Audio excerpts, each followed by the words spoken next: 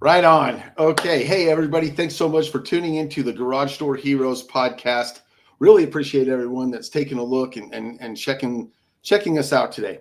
So, I have a very special guest. He is someone I consider a good friend. We've known each other for a while, and the circumstances that we kind of came together are a little bit fun and a little bit unique. And it's Nathan Woodard, Northern California. And one of the coolest guys I know, one of the greatest guys in the industry. I'm sure many of you do know him from some of the various organizations. And I don't really want to, steal his thunder. I want him to tell his story. And I'm just going to kick it off with Nathan. Tell us how you got into the garage door industry and where did you start and who you might have worked for and kind of give us the evolution of how we got to where we are today. For sure. Yeah. Thanks, Rob, for having me on. And yeah, I've been doing doors for 20 plus years now. And I started during college. My uncle had a garage door company in Connecticut. So during college, I'd go out there in the summer and work with him. And so, yeah, that's kind of where I got started. And then that transferred into everywhere I lived. I started doing garage doors for other people. And eventually I was helping run one of the businesses and realized like, oh, this is cake. No problem. Anyone can do this. So I started my own business, and it's not as easy as it seems. He was probably, like hiding all the hard stuff and making easy stuff. So anyway, started my own business in 2009 and sold it in 2016. And then I started this one in 2018. So where was the one you started in 2009? That was in Denver, Colorado. Denver. Okay. Got it. And sold it. Was it just an immediate transition, went from Colorado to Northern California? We had a little transition in between, like a kind of a year sabbatical where we were looking for where we wanted to live. And no one moves to California, but here I am.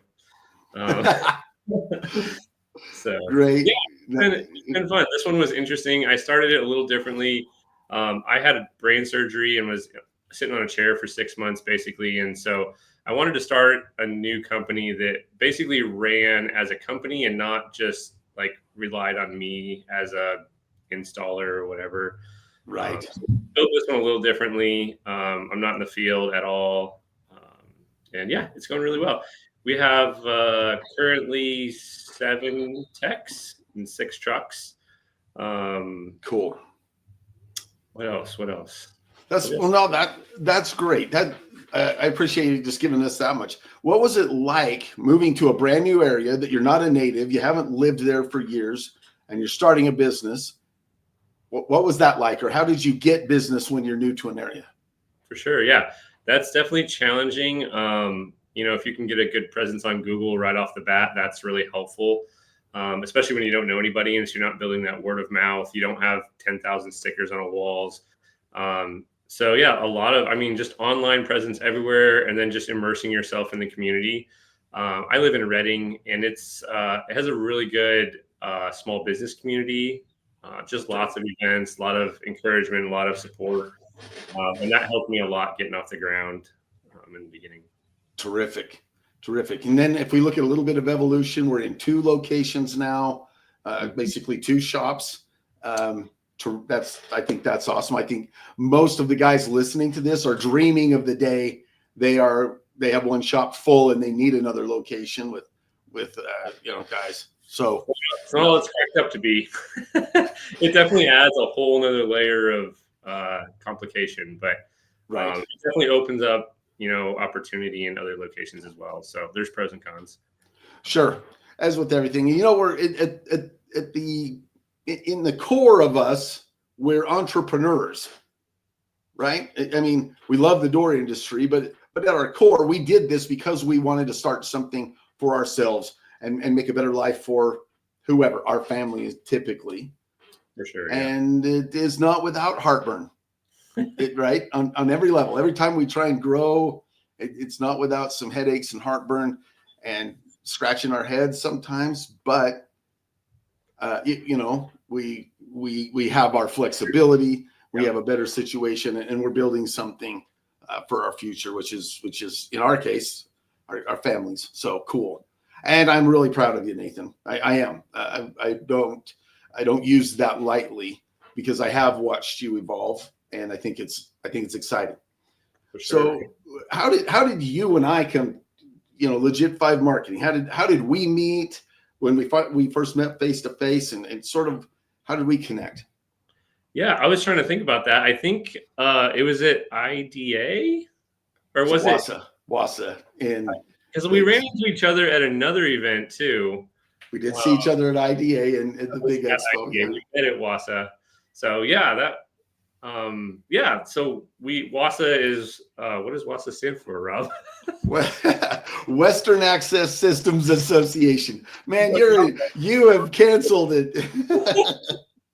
We were both on the board together, and and so that's basically IDA, but for the West Coast, like a kind of a smaller organization. We've now partnered with IDA, and that's a great organization. Put on a trade show every year, so that's a lot of fun meeting up every week or every month to go over how to set that all up, and putting the show together. Super fun. It is fun. And it was great. We had a meeting of the board in Southern California, and Nathan got to the hotel. He was kind of solo, and we got to the hotel. We were kind of solo, going, well, no one else showed up. No one else showed up for that day, so we had dinner and drinks, and it was really, we hit it off. It was really fun. Yeah, and we talked about where Pro Garage Doors is at, and it turned out it seemed at the moment like there was a good fit. So what was the situation? That's about a year ago, January. Okay. Yeah. We started talking about what we could do for Pro Garage Doors. Tell a little bit about that situation and kind of where we fit in and what we did in the first few months. Yeah. I think with most companies, nobody knows who you are, even if you think everybody knows who you are. And so you really have to put yourself out there everywhere, in my opinion. There's different strategies for marketing, but sure. For me, it was like, what areas have we not hit in our community? And so I think originally, correct me if I'm wrong, but originally we were talking about adding Nextdoor, the marketing channel, because we'd never advertised on Nextdoor. And so it was like, well, if we're not there, somebody's on Nextdoor that hasn't seen us anywhere else. So let's try that and go from there. Yeah, and there was actually a season right in there that my business was really struggling. We had 3 months that were way under budget, and we didn't lay people off fast enough, or at least let people go home early fast enough. Yeah. And because of that, we just ate through all of our cash reserves. It hit a point where we actually let 3 people go all in the same week. And that was when we had 9 people as a company. We let 3 people go.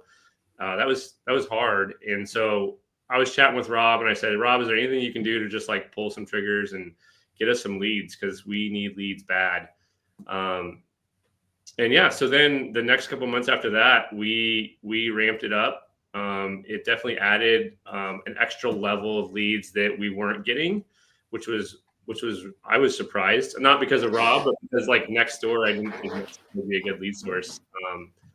But yeah, Rob came in and helped us do a little bit of training on some specials that we were running, and the guy started cranking it out.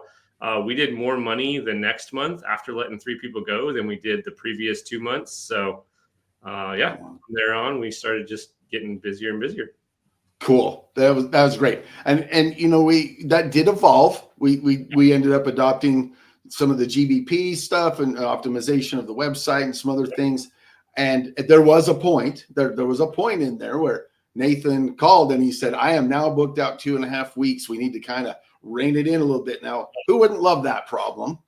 I mean, Rob would probably say, don't rein it back too far, because it's a flywheel that you got to get rolling, and you don't want to stop that momentum. So yeah, momentum is it. We got to be consistent and momentum. But no, I mean, it can happen. It can happen, folks. And there's ebbs and flows.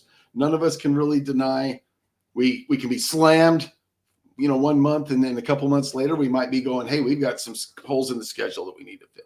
Yeah. Like recently we had a hole in our schedule. And so Rob and Tanner and team threw together some scripting for us, and we did a special for a garage door opener. And we actually just launched that yesterday. So I know I haven't looked specifically, but I think we have 1 or 2 jobs in already for motors on that. So, yep, I just checked that out, and that's right. That is one of our favorite campaigns for offers that we put out there. Works really well. And I did check. We do have some leads already in there. I think it's not quite been 24 hours, I believe, but it might be. So, that's good. I can't wait to hear how the guys are doing. And I know recently you guys have implemented some things too that have really boosted up the average ticket for the guys. I know we've been talking about a lot lately. Yeah, and it comes and goes, and you have to kind of do constant training. In my opinion, you can't just do a training once. You do your training once, you'll get some results for a few days, and then it kind of goes away. So keeping that constant training running is really helpful. And just learning how to one of our campaigns was a $49 tune-up, and just learning how to take that $49 tune-up and turn it into more value for the customer and figure out ways to really help that customer have a long-term solution for their garage door, even though what they think they want is a $49 tune-up. What they might actually need or want is a more long-term solution. So just help you guys learn how to present that and how to, in a way, provide that value that allows the customer to really want to move forward with something more than $49. Exactly. That's where everybody wins, right? The technician wins. They're paid on performance. So the technician wins, the company wins, the customer is the happiest when they have the best service. For sure. And so that's great. And I've really enjoyed our meetings weekly with the team and watching that evolve and grow. So cool. I would say another thing too, at the towards the beginning of us working together, I mean, our average ticket, I don't think we ever sold a service call over $800 or $900. Like that was probably the highest we'd ever sold a service call before.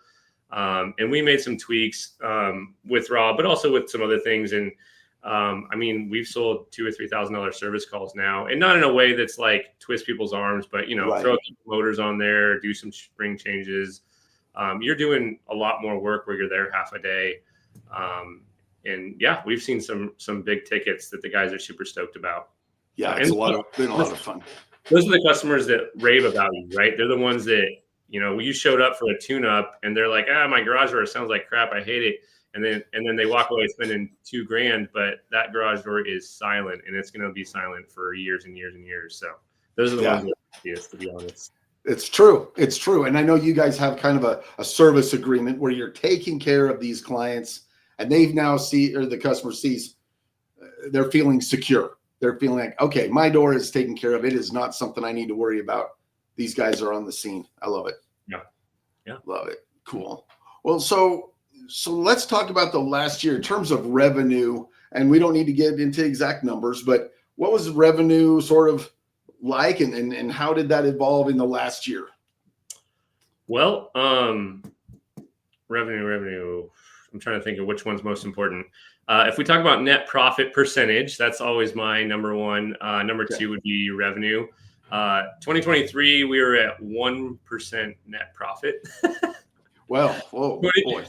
Yeah, and so that was like ending out a year and then the beginning of the next year was terrible. So that's why we had to lay some people off. So 2024, we made a lot of changes and started really focusing on sales. And we hit, I think, 7% net, while also growing 30% top line revenue. And then 2025, we're on track to hit probably 12 or 13%. So we're trending in the right way. In 2025, we're probably going to grow 75% over 2024. So right on. Cool. And so, and I love that. And that is critical, mission critical to the success and longevity of any companies, to be monitoring and watching that. But we got to have the sales and revenue to be able to trim where we can. Exactly. Because we can't trim it out of nowhere. And I know if we look at 2024 was a substantial increase over 2023. And I think that's when we started really funneling leads in and giving the guys more shots, at bats, if you will. Yeah, use a baseball cliche.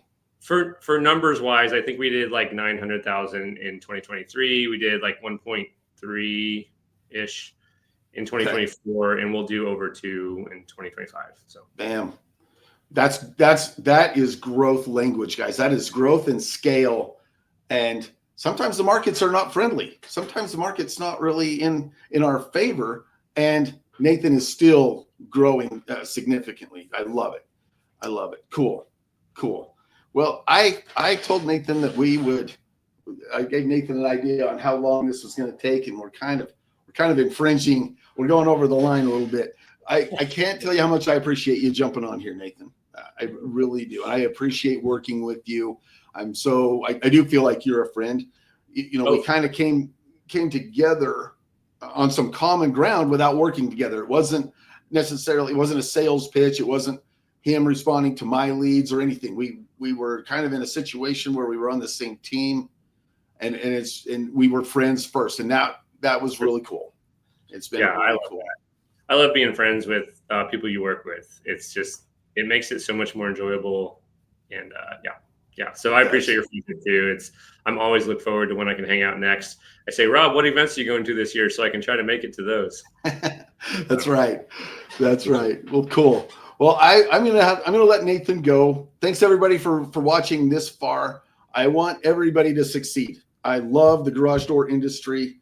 I am into it, and I'm committed to it, and I want everybody to make the tweaks and make the changes that they need so that they can have the life and the success that Nathan has had. So great. Thanks for sharing your story and being an inspiration, man. Appreciate it. All right. You bet. All right. We'll talk to you later, man. Yeah.